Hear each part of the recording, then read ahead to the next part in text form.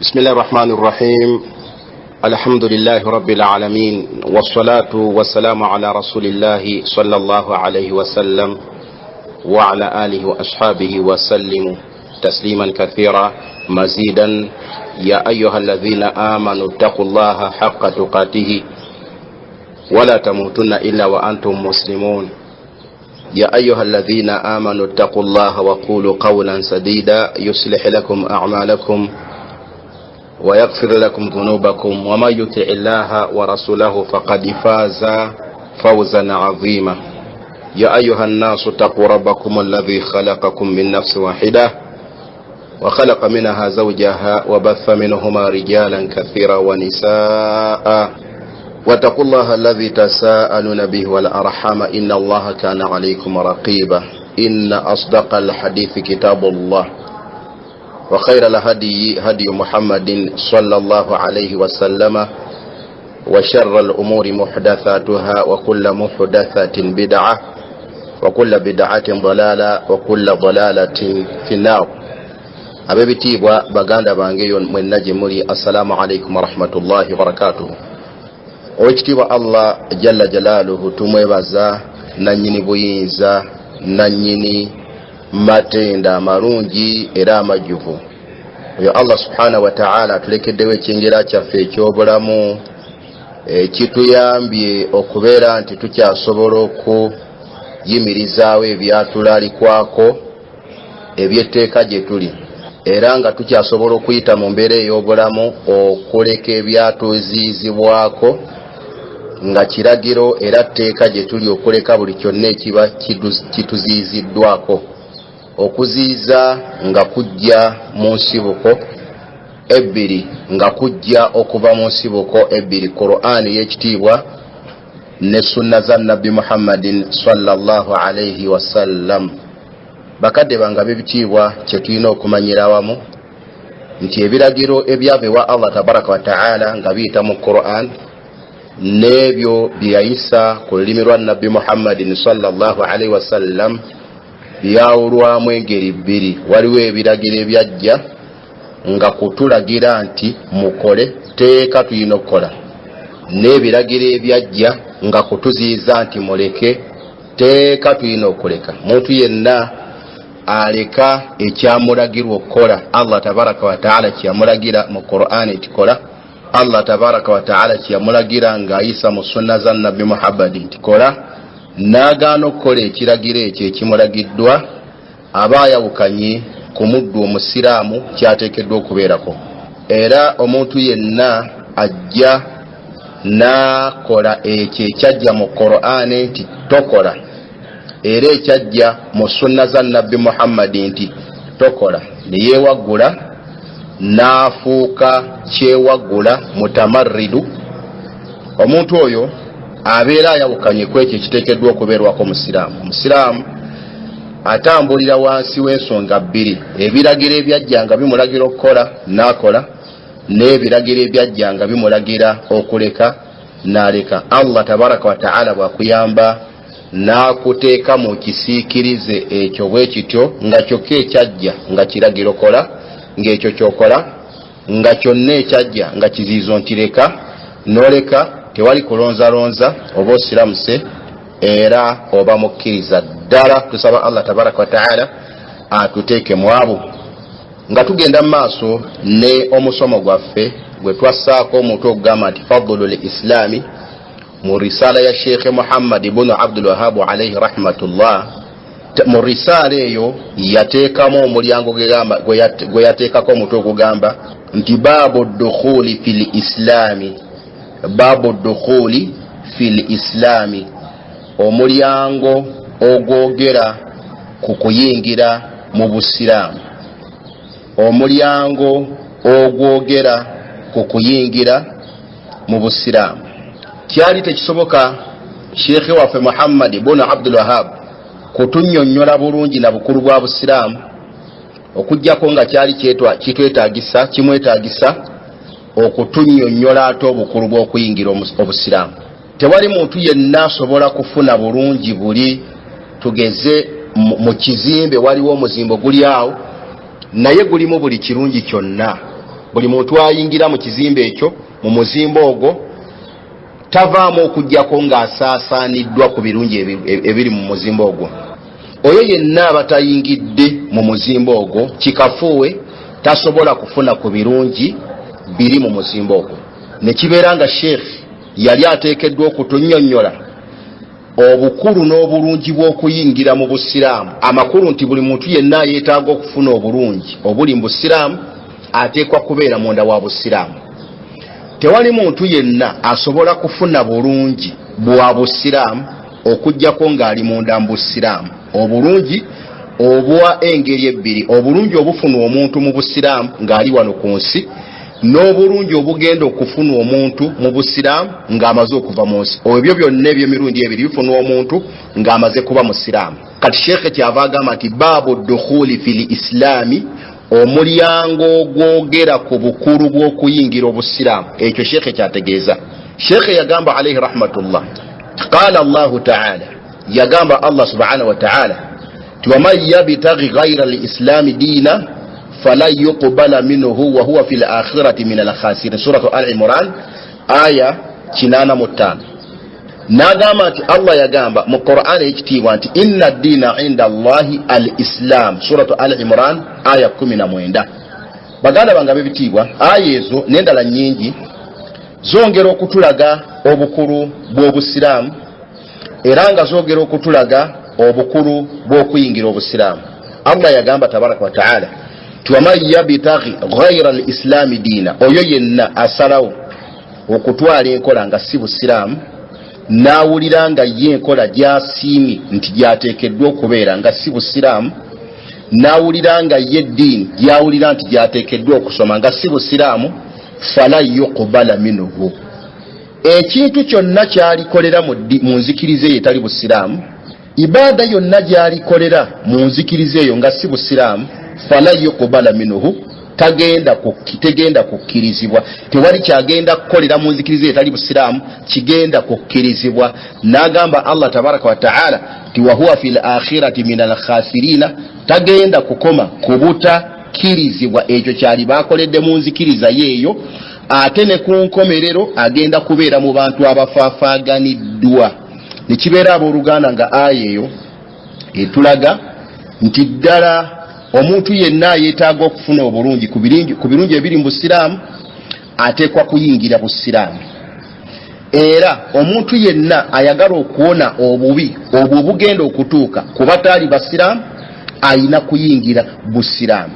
N'agamba Allah tabaraka wa ta'ala nti inna ad-diina 'inda Allahi al-islam, mazima ddala enzikiriza eri Allah tabaraka wa ta'ala, enzikiriza Allah gy'amanyi era Allah gyeyalagira abantu okubeera nga mwe bayita okumusinza, era Allah gyeyalagira abantu babeere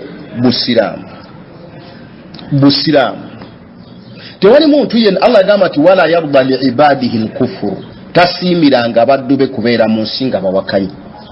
Kale no insha Allah ta'ala buluganda ikibeera nga aya ezo bbiri Sheikh yazesembesa ng'ayongera okutulaga obukulu n'obulungi bw'Obusiraamu, nti omuntu yenna ayingidde Obusiraamu buli kalimo konna kaalikola Allah tabaraka wa ta'ala ajja kukakkiriza, na buli kiruyi kyonna kyali baalese Allah tabaraka wa ta'ala okuleka kwe ajja kukukkiriza. Neyongera okutulaga ekigambo ekikulu nti omuntu yenna abeera mu nsi n'asalawo okutwala enkola nga si Busiraamu, enkola eyo Allah tagenda kugikiriza. Abantu bangi bali mu nsi bannange nga mutuufu basinza olusinza lw'osobola okwewuunya, naye wallahi maaso ga Allah nga batengejjera busa, bamala biseera babonaabonera bwereere. Naam, lamma dhakara fadla al-islami dhakara targhiba fi ad-dukhuli fihi. Sheikh lamma dhakara fadla al-islami, bwe yamala okwogera obulungi bw'Obusiraamu nga bwe tuzze tulaba okuva emabega eyo, dhakara targhiba fi dukhuli fihi, yayogera ate ku kukubiriza n'okwagazisa abantu okuyingira Obusiraamu. Amakulu nti omuntu yenna ayeetaaga okufuna obulungi mu Busiraamu ateekwa kubeera munda wa Busiraamu, n'omuntu yenna ayeetaaga okuwona ebyo ebigonda okuwonwa Abasiraamu ateekwa kubeera munda wa busiraamu. Kifaanananga enkuba nga weeri etonnya naye wali nga waliwo ennyumba, ng'omuntu yenna ayingira mu nnyumba eyo awona okukubwa enkuba oba akasana nga kaaka, ng'omuntu yenna ayeetaaga okuwona okwokebwa kakasana alina okuyingira mu nnyumba. Kati omuntu yenna ayagala okufuna obulungi awona obubi ateekeddwa kuyingira mu busiraamu.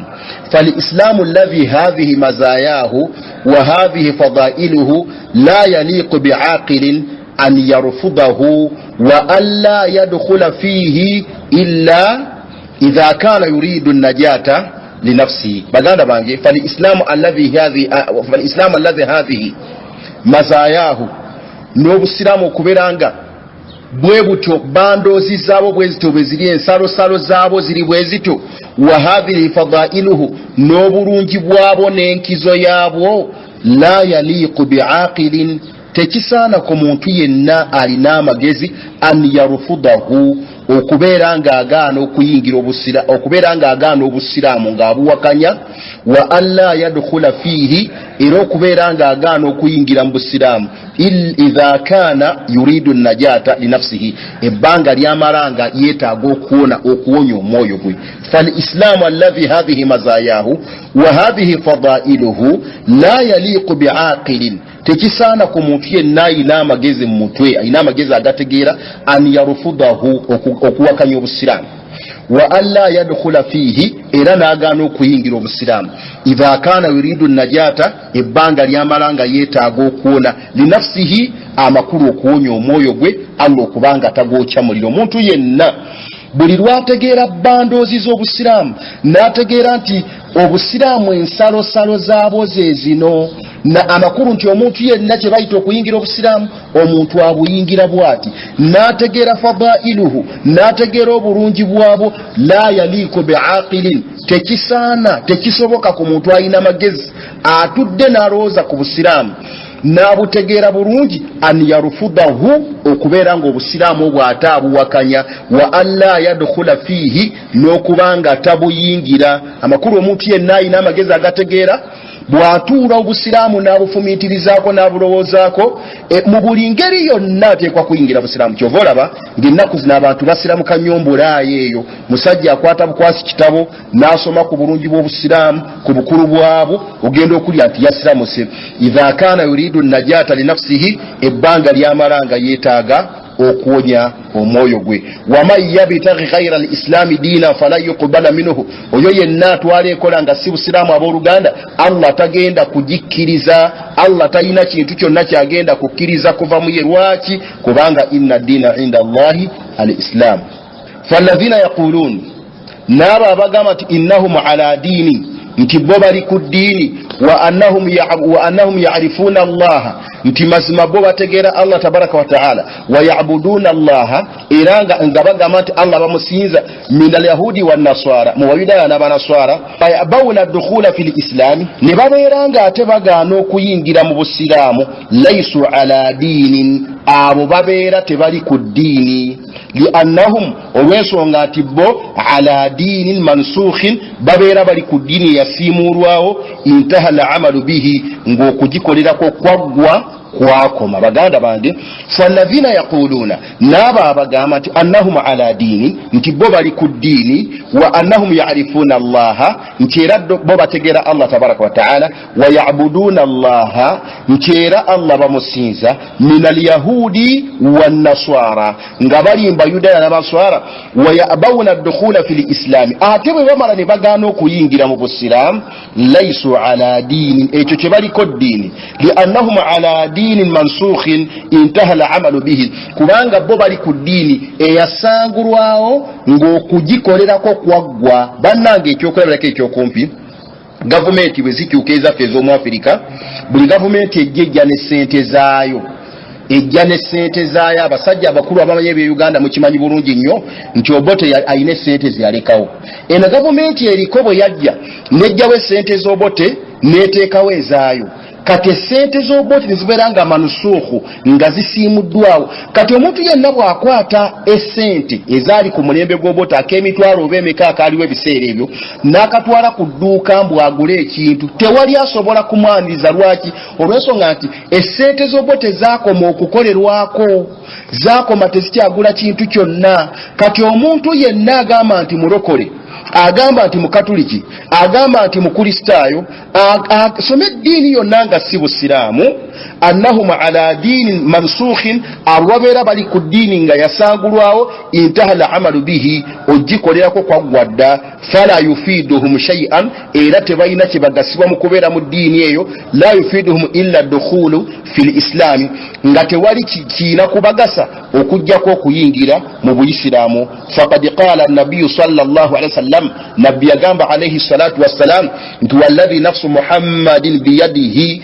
ndayira oyo awaniridde omwoyo gwa muhammadin mukono gwe, yali alayira Allah tabaraka wa ta'ala nti la yasma'u bi ahadun min hadhihi al-ummati, tewali yenna anampulirako nze muhammadi mu bantu b'omulembe gwange guno. Ekyo nabbi kyategeeza alayhi salatu wassalam, mu bantu b'omulembe gwange guno yahudiyu kabeere mu yudaaya nga yampuliddeko, wala nasraniyu kabeere nga mukristaayo yampuliddeko, thumma yamutu walam yu'minu billadhi ursiltu bihi, n'oluvannyuma nafa nga takkiriza kino Allah kyeyantuma nakyo, illa kana min ashabi nnar, okujjako ng'agenda kubeera mu bantu Allah subhanahu wa ta'ala bagenda okwokya omuliro ebyeya n'ebyeya. Nekibeera abooluganda nti buli muntu yenna ayagala okuwona Allah okumwokya omuliro, ng'era ayagala Allah okubanga amuwejjana, ateekwa kuba buli mulimu gwonna gwakola omulungi ng'agukolera mu buisiraamu.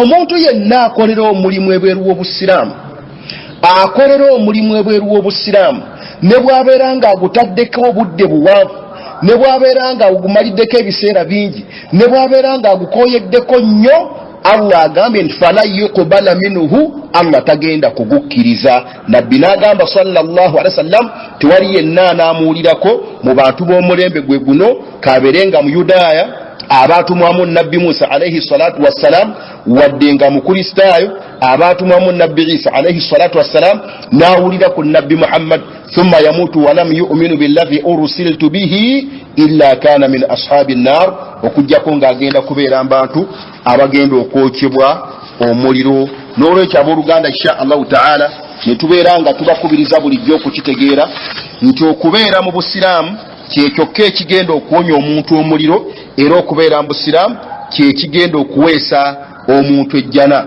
Yagamba nabbi Muhammadin sallallahu alaihi wasallam ti kullu ummati yadkhuluna aljannata illa man aba, abantu b'omulembe gwange, abantu b'omulembe gwange, abantu ba umma yange bonna bagenda kuyingira ejjana okujjako yali baaganye.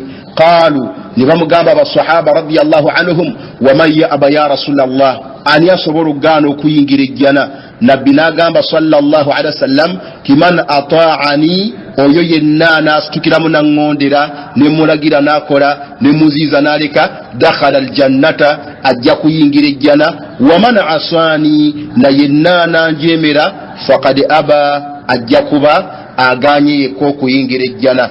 Kale abooluganda insha Allahu ta'ala ne kibeera nti obusiraamu kikulu okubuyingira. Buli muntu yenna yeetaaga okufuna obulungi obugenda okufuna abasiraamu, ateekwa kubeera musiraamu piwa muisiraamu.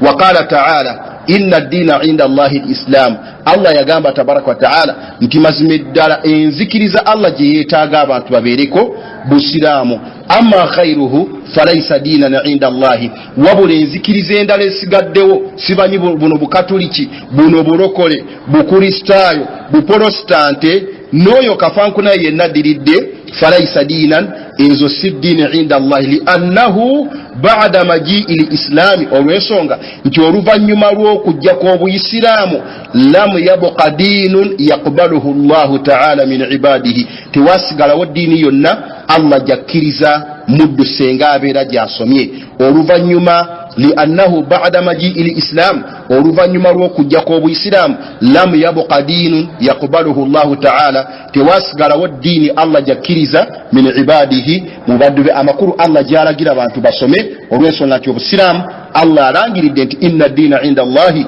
al-islam lianna al-insana abdun olw'ensonga nti omuntu muddu lianna al-insana abdun olw'ensonga nti omuntu muddu wala abdu yuti'u rabbihi n'omuddu agondera mukama we fima amarahu bihi mwekyo kyabeera mulagidde wallahu amaraka an tadkhula fil islami Allah yakulagira munnange kubeera ng'oyingira mu bw'isiraamu bw'oba oyina eyo gy'oli munnange gy'owangalira oyina taata wo si muisiraamu oyina maama wo si musiraamu oyina mukwano gwo yenna gw'oyagaliza obulungi mugambe nti wallahu amaraka an tadkhula fil islami munnange Allah yakulagira kuyingira mu isiraamu fayajibu alayka ad-dukhuli fil islami ta'atan lillahi era kikakatako okuyingira mu bw'isiraamu wakugondera Allah tabaraka wa ta'ala kubanga Allah yakulagira nti oyina kubeera mu isiraamu lianna alwajiba olw'ensonga nti ekyetteeka ittiba'ul amri kwe kugoberera ekiragiro kya Allah ta'ala lattiba'a lahawa so si goberera gwekyo kyeweetaaga nkyobeere ekikakata ku muntu lianna alwajiba ekikakata ku muntu yenna kasitabeera muntu ittiba'ul amri kubeera nga agoberera ekiragiro kya Allah tabaraka wa ta'ala lattiba'a lahawa so si goberera ekyo omwoyo gwe gwawulira nti gwe kyagala fahadha Umar ibn al-Khattab radiyallahu anhu indama qabbala al-hajar al-aswad Umar ibn al-Khattab radiyallahu anhu mukimanyi bulungi abuluganda nti abantu bwe bagenda okukola hijja oli kibayita al-hajar al-aswad abaganda mwagimanya ng'ennywanto olunaku olumu Umar ibn al-Khattab radiyallahu anhu bwe yagenda okukola hijja yagenda n'akabbala n'anywegera ejjinja eryo bwe yamala odinywegera yagamba wallahi inni la a'lamu annaka hajarun nkimanyi bulungi nnyo nti jjinja gwe oli jjinja la tadurru tosobola kukosa muntu yenna wala tanfa'u era tosobola kugasa muntu yenna walaula anni ra'aytu rasulallahi sallallahu alayhi wasallam yuqabbiluka senga salaba mubaka wa Allah Muhammad alayhi salatu wasalam nga kunywegera ma qabbaltuka sali kunywegedda makulu Umar ibn Khattab radiyallahu anhu yanywegera ejjinja nga akimanyi nti ejjinja eryo lyanywegera terina mugaso gwonna gwe lisobola mutuusaako ate terina mugaso gwonna gwe lisobola kumutuusaako wabula aligambye nti senga salaba mubaka wa Allah Muhammadin sallallahu alaihi wasallam nga akunywegera wallahi ma qabbaltuka sali kunywegedde fatakbilu alhajari laysa ibadatan lilhajari okunywegera ejjinja bannange kino mukiige okunywegera ejjinja tekibeera kusinza jjinja eryo wa innama hiya ibadatun lillahi ta'ala wabuluku kuba kusinza Allah subhanahu wa ta'ala amakuru Allah yakulagira okufuna ewudhu nagamba nti funa ewudhu oba tosinza biyungo byo Allah yagamba nti vuna mawasi wali oba tosinza ttaka wabula oba ozinsaka Allah tabaraka wa innama ibadatun lillahi ta'ala okunywegera ejjinja kuba kusinza Allah tabaraka wa ta'ala watawafu bilkaaba n'okwetolola kaaba laysa ibadatan bilkaaba era tekuba kusinza kaaba wa innama huwa imtithalun li amri llahi wabuluku kuba kuteeka mu nkola biragiro bya Allah tabaraka wa ta'ala wa ibadatu lahu nakubeeranga omusinza Allah abooluganda kyetufuna mbigambo ebyo nti ekintu kyonna kyokola mu busiraamu oteekwa okukikola ng'okikola ku lwa Allah tabaraka wa ta'ala omuddu yenna abeera ayingidde obusiraamu ateekwa okubeera omugonvu n'akola buli kyonna kyasanze nga kya mu busiraamu so sikola ye byabeera yagadde fasha'anu yaduru ma'a amri llahi wa shar'ihi buli nsonga yonna gy'oba ogenda okukola eteekwa okuba nga yeetooloolera wansi wa biragiro bya Allah tabaraka wa ta'ala namategage wala i'tirada ala dhalika nga tewali kuwakanya tewali kugaana kwekyo Allah kyabeera akugambye olw'ensonga faqat i'tarada iblisu yawakana Allah najigamba nti vuna mirada muneegaana ala amri llahi nejeemera ebiragiro bya Allah tabaraka wa ta'ala fakana masiruhu at-tardu wal ib'adu wal la'na wal ghadabu nekibeera nga kyekyadirira faqad i'tarada ala amrillah. Iblisu alayhi la'ana yawakanya negano okusama okola ekiragiro kya Allah. Allah yagigamba isjudu li adama muvunamira Adamu fasajadu illa iblisu negana. Bwe yagana fakana masiruhu nekiberanga obwali okugamba obwali obuddiro bwabwo ekyava mu kugaana kwayo atardu kwe kubeera nga yagobwa mu jjanamu yali wal ibadu n'okubeera nga Allah yagyesamba amakulu Allah n'alagira yesambibwa.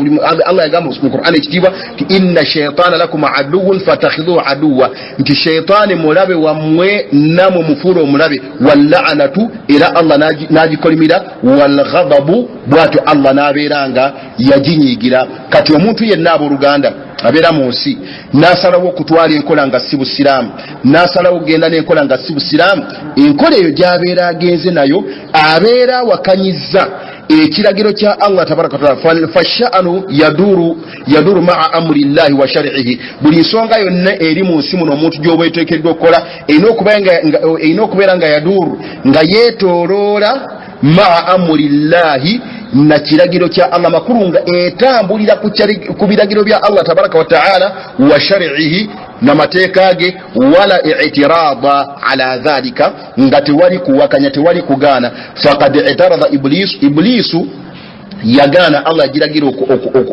okuvunama negaana.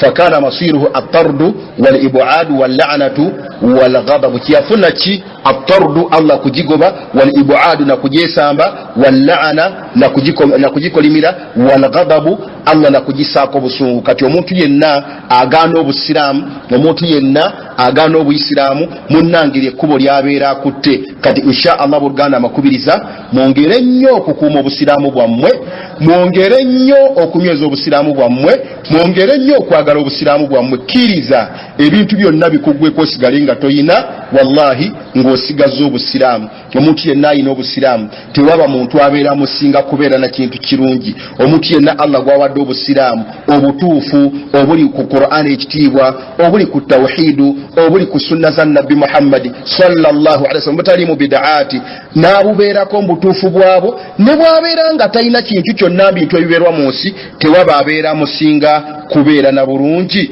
nga bwe kyajja mu bigambo bya Nabbi Muhammad alayhi salatu wasallam. Lunaku olumu Nabbi Muhammad yali atudde watudde n'omu ku basahaba, ne wajja wayitawo omusajja, yali musajja mugagga, nga musajja munyirivu, nga musajja alabika bulungi nnyo, nga nabbi ayina waali. Nabbi kyava abuuza sahabi ono timara ayuka fi hadha, omusajja oyo omulabi otyo, omusajja oyo omulungi alabika obulungi, awunya obulungi akawoowo, ayambadde engoye ennungi, bwe gwali badde mulembe gwaffe n'abooluganda avuga emmotoka ey'ebbeeyi. Nabbi abuuza sahabi nti omusajja oyo omulabi otya?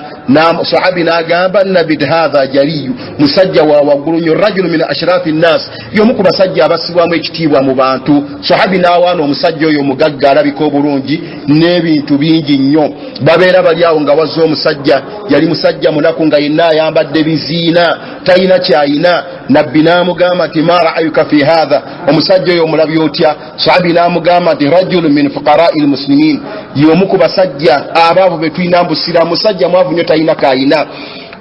Sahabi kyava agamba Nabbi nti okumanya nga musajja mwavu, wa in khataba, ne bw'abanga agenze mu maka ga muntu okwogerezaawo, alla yunkaha, tewali asobola kumufumbiza muwala we. Gwani asobola okufumbiza omusajja omwavu bw'ati atalina kaayina?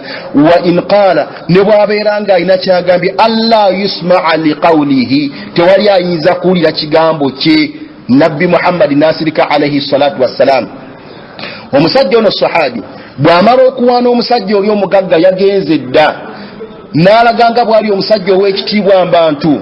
Kakati n'ayogera ne kwona omwavu, Nabbi kyava agamba sahaba radiyallahu anhu ti hadha khairun min mili'il ardi mithlu hadha, nti ensi yonna bwe yali badde ng'erimu abasajja bali abagagga nga be bajjuddemu, ne mubeeramu ono omwavu ng'ali omu, ye yali badde asinga ekitiibwa n'obulungi mu maaso ga Allah. Kiki ekimufudde ow'ekitiibwa okubeera ow'ekitiibwa bw'atyo? Lwakuba nti ayina obuyisiraamu. N'olwekyo insha Allah booluganda mbakubiriza nti obusiraamu ddiini yammwe mugyagale, mugiwe ekitiibwa, mugikkiririzeemu, mugyeyagaliremu, mugisome. Temukkirize ekintu kyonna ekisobola okuva ebweru w'obusiraamu kijja ne kikosa obusiraamu bwammwe ebbanga lyonna mufeeyo okukuuma obusiraamu nga mubukuuma ng'abakuuma ekintu eky'omuwendo eky'ebbeeyi kubanga ddala bwa muwendo bwa bbeeyi lwaki tebwali badde bwa muwendera lwa bbeeyi nga Allah tabaraka wa taala bulonda n'agamba nti inna ddiina inda Allahi al-Islam eddiini bannange gyenjagadde gyembalondedde musome bwe buyisiraamu n'atugamba Allah tabaraka wa taala waman yabtaghi ghayra al-islami diina falan yuqbala minhu omuntu yenna abeera mu nsi n'atwala enkola nga si busiraamu Allah tagenda kugikkiriza era talina mulimu gwonna gwagenda kukkiriza ng'agukoledde mu nzikiriza etali ya busiraamu kati insha Allah buluganda bakubiriza nti obusiraamu bwaffe kyetulabye olwaleero baabu dukhuli fil islaami omulyango ogwogera ku bulungi bw'okuyingira obusiraamu tuyingire obusiraamu bwaffe tubugweremu nga Allah byagamba tabaraka wa taala ya ayuha alladhina amanu udkhulu fi silmi kaffa muyingire mu buisiramu mubugweremu wala tattabi'u khutuwati shaytan innahu lakum aduwwun mubin temugobere ufuwa shaytan inshallah tatubere mu buisiramu bwaffe tubugweremu tubukole butufu okubukola tubusome tubuyige twewala okukolera mu buisiramu ebyo ebitajjiramu tukole obusiraamu nga tubukola nga bwako okuviwa Allah tabaraka wa taala ne busomesebwa nabbi Muhammad sallallahu alaihi wasallam insha Allah sabba Allah tabaraka wa taala bulijjo aberenga atugasa nebyo jazakumullahu khaira subhanaka allahumma wa bihamdika ashhadu an la ilaha illa anta astaghfiruka wa atubu ilaik assalamu alaikum wa rahmatullahi wa barakatuh.